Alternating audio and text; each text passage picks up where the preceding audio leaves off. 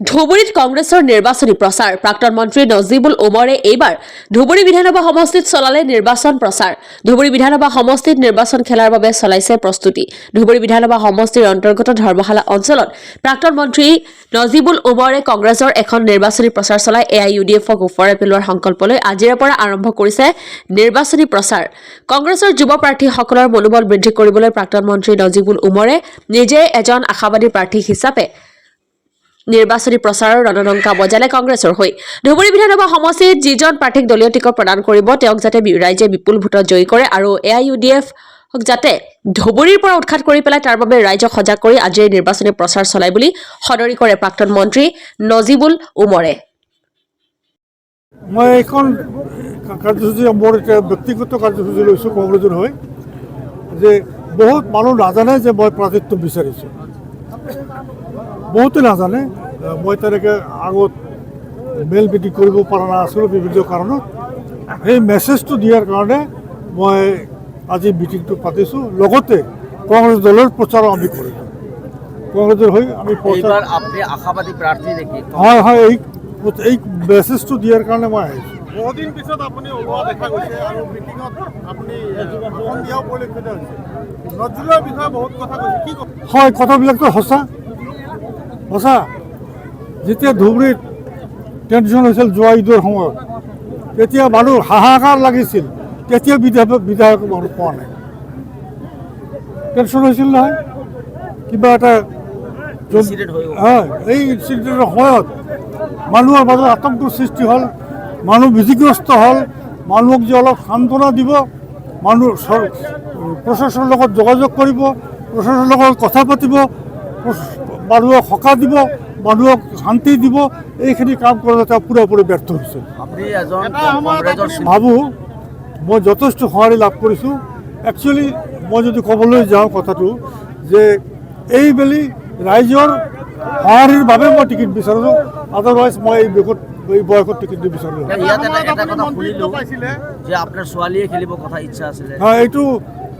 ছোৱালী একচুৱেলি আমাৰ কেণ্ডিডেট আমাৰ ছোৱালী আছিলে আনফৰ্চুনেটলি এইটো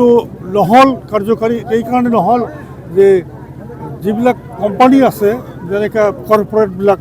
কৰ্পৰেটৰ আণ্ডাৰত মোৰ ছোৱালী চাকৰি কৰি আছে এই চাকৰি ৰিজাইন দিয়াৰ ক্ষেত্ৰত কিছু প্ৰব্লেম হ'ল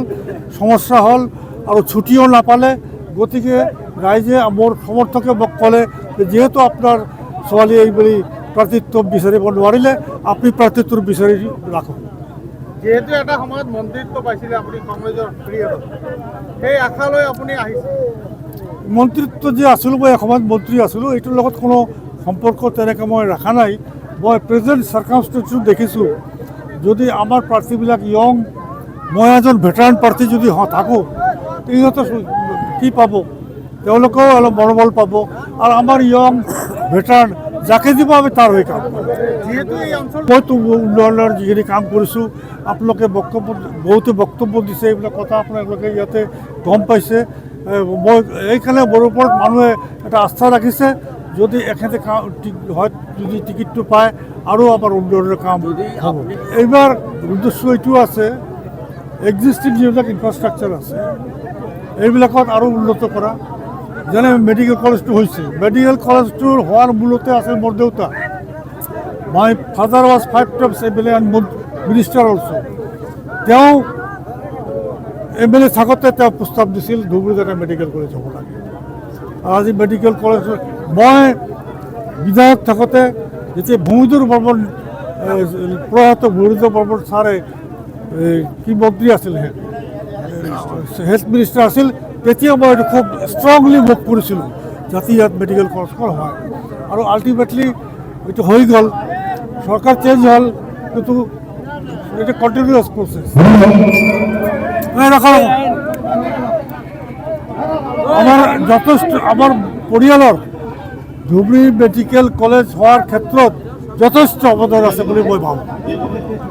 এইটো আমি বৰপেটাত ফখৰুদ্দিন আলী আহমেদ বিচাৰোঁ এইটো ধুবুৰীবাসী ৰাইজে বিচাৰে যে মৰহুম উমৰদ্দিন চাহাবে যিবিলাক কাম কৰি গৈছিল তাৰ প্ৰতীক হিচাপে তেখেতে মেডিকেল কলেজৰ কাৰণে যিখিনি চেষ্টা কৰিছিল ধুবুৰীত তেওঁৰ নামটো উমৰউদ্দিন মেমৰিয়েল মেডিকেল কলেজ হ'ব লাগে। এই বিষয়ে মই ইতিমধ্যে এখন পত্ৰ লিখিছোঁ বৰ্তমান চিফ মিনিষ্টাৰলৈকে। হয়তো তেখেতে বিজি আছে,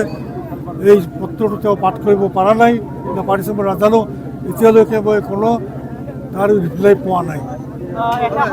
সময়ত আপোনাৰ সৈতে